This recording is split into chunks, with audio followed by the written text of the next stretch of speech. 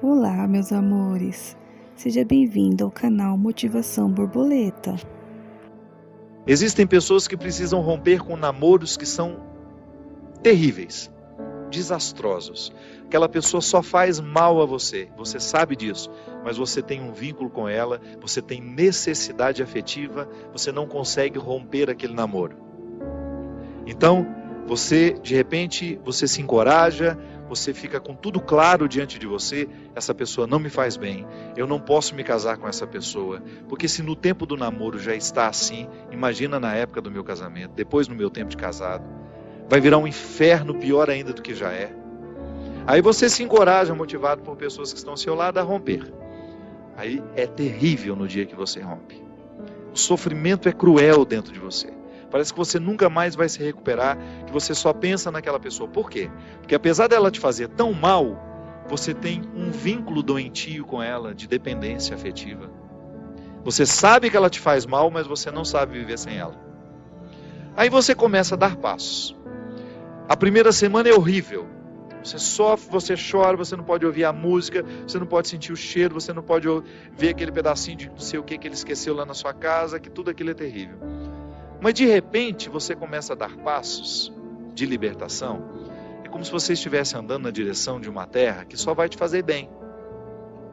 E um mês depois aquele sofrimento ficou melhor, 2 meses depois aquele sofrimento melhor, e de repente você não está nem mais lembrando. Claro que ainda existe ali um vínculo silencioso sendo desarmado, porque a dependência afetiva, ela não morre da noite para o dia. A gente precisa, é como se você fosse sufocando uma célula cancerosa com o processo da quimioterapia, sabe? Que você vai retirando a vida da célula cancerosa, que é a célula que nos mata. Aí digamos que 3 meses depois, você encontra de novo com aquela pessoa e você tem aquela famosa recaída. Aí pronto. O castelo que você estava construindo, o chão que você tinha andado, que tinha sido tão difícil, você joga fora e você volta para o Egito, você volta para a escravidão. Você faz o mesmo que os companheiros de Moisés queriam fazer, voltar a comer a cebola, voltar a comer o alimento podre, estragado. Aí você reata aquele relacionamento, porque ele é doentio e você não cuidou da devida distância que você deveria manter. Porque quando você tem essa dependência afetiva, você tem que estabelecer a distância, porque senão você não se cura. Você tem que parar de querer saber da vida daquela pessoa, porque senão você não se cura.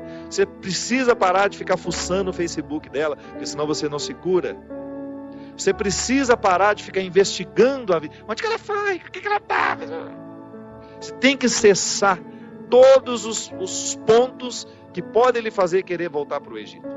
Porque senão você nunca vai se libertar. Aí 3 meses depois você está bela e formosa já, matando a célula cancerígena, você vai dar mais uns beijos na boca, volta àquela dependência horrorosa e o inferno retorna na sua vida. Na sua primeira semana é até bom que está tudo voltando. Daqui a pouco, minha filha, você está num inferno pior do que você estava 3 meses atrás. É assim. Quando a gente não sabe viver o desconforto que nos edifica, a gente se boicota o tempo todo. É como parar de beber, é como parar de fumar. Você fica sem fumar 1 ano e você comemora porque você parou de jogar aquela toxina cancerígena no seu organismo. E de repente você vai lá e acende um cigarro de bobeira e aquele vício volta como se fosse um monstro capaz de te comer inteiro. Pronto. Todo aquele sacrifício que você fez dos primeiros dias sem fumar vão para o saco. Por quê? Todo aquele sacrifício vai para o saco. Por quê? Porque você não foi capaz de viver o desconforto de renunciar.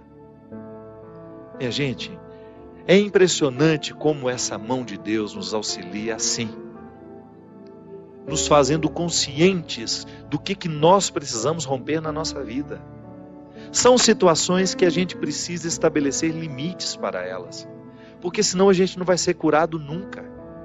A gente vai ficar eternamente doente na fila dos necessitados, chorando e mendigando um pãozinho de bondade do outro, um pãozinho de afeto do outro.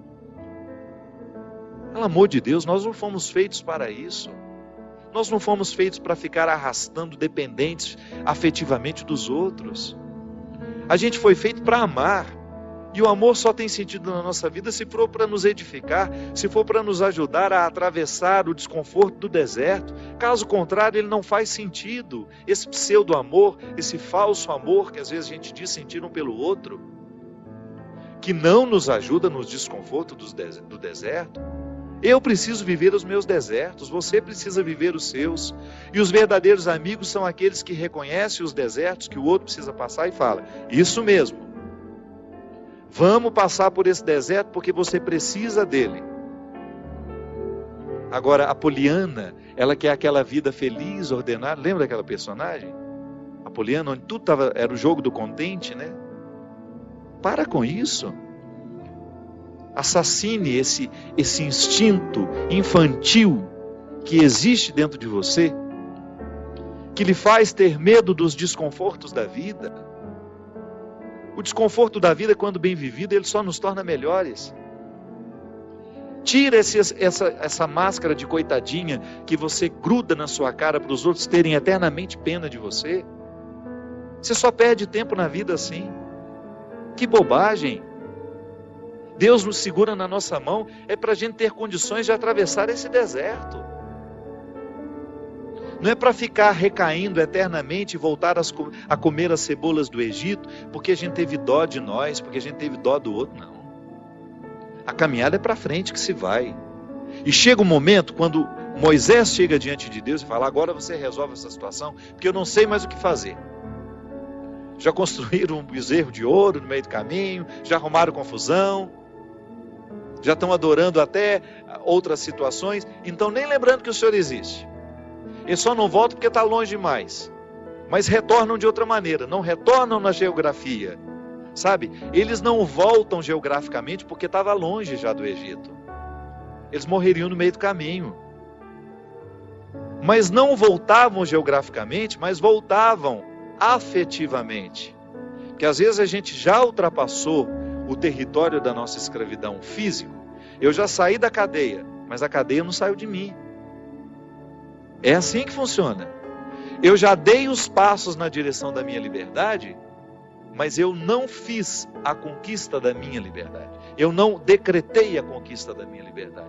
Então eu fico afetivamente preso ao meu passado, lamentando as cebolas do Egito, lamentando o namoro que terminou, a situação que foi terminada, a amizade que foi traída. Então, quando Moisés está diante do Mar Vermelho, e ele fica apavorado, porque agora eles não tinham mais para onde ir, ou atravessavam o mar, ou voltavam para o Egito, e o exército do faraó já estava chegando para capturá-los. O que ele faz? Ele tem uma reunião particular com o Senhor, né? Uma audiência particular de urgência. Liga lá para o secretário de Deus e fala: pelo amor de Deus, você pede para ele me atender hoje, que eu não posso mais ficar sem essa resposta. O exército do faraó está chegando. E aí ele acha que Deus iria dar uma resposta fácil para ele, né? Ia dar uma solução rápida. Não. O que Deus fala? Lembra, Gino? Lembra? Corre, né? Entra nessa água. Olha que frase forte. Diga ao povo que caminhe. Eu não vou fazer por vocês o que só vocês podem fazer. Eu vou dar todas as graças para que o milagre aconteça. Eu vou fortalecer a coragem de vocês, mas se não colocar o pé na água, se não desafiar este mar, ele não se abre.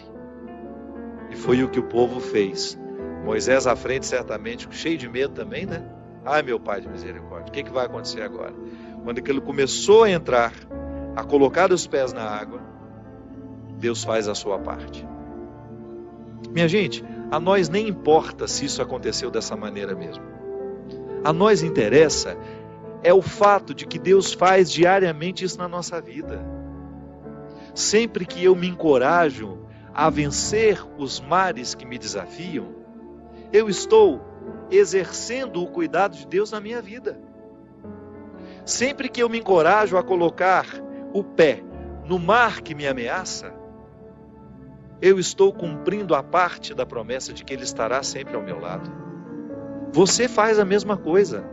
Sempre que você desafia os seus mares, sempre que você enfrenta os seus desconfortos, quando você não tem medo do desconforto que lhe chega, quando você olha para ele de frente, você fala: e agora? O que é que nós vamos fazer a partir desse momento? O que você me traz de bom? O que você está me desafiando? Eu vou aqui recrutar as minhas melhores partes, porque só isso me interessa. Se o desconforto me chega, eu preciso atravessar esse deserto para poder alcançar essa parte da terra prometida que me espera. É assim que funciona. Não há uma fórmula mágica para a vida.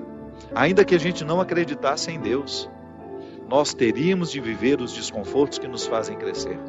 Ainda quem não crê em Deus precisa enfrentar os desconfortos de sua história, de sua existência. Agora é claro que quando a gente acredita em Deus, quando nós acreditamos de que existe alguém superior a nós, nos capacitando para a gente fazer a travessia, um conforto a mais nos é oferecido. Por isso, baseados na experiência deste conforto que eu já fiz, que você já fez, em muitos momentos, quando essa mão de Deus cuidou de nós, e que a gente dá continuidade ao processo de caminhada, de enfrentamento. É enfrentamento, a palavra é essa. Se a gente não vive os enfrentamentos diários dos nossos desertos, dos nossos conflitos, dos nossos medos, a gente nunca vai chegar ao conhecimento da terra que Ele nos preparou.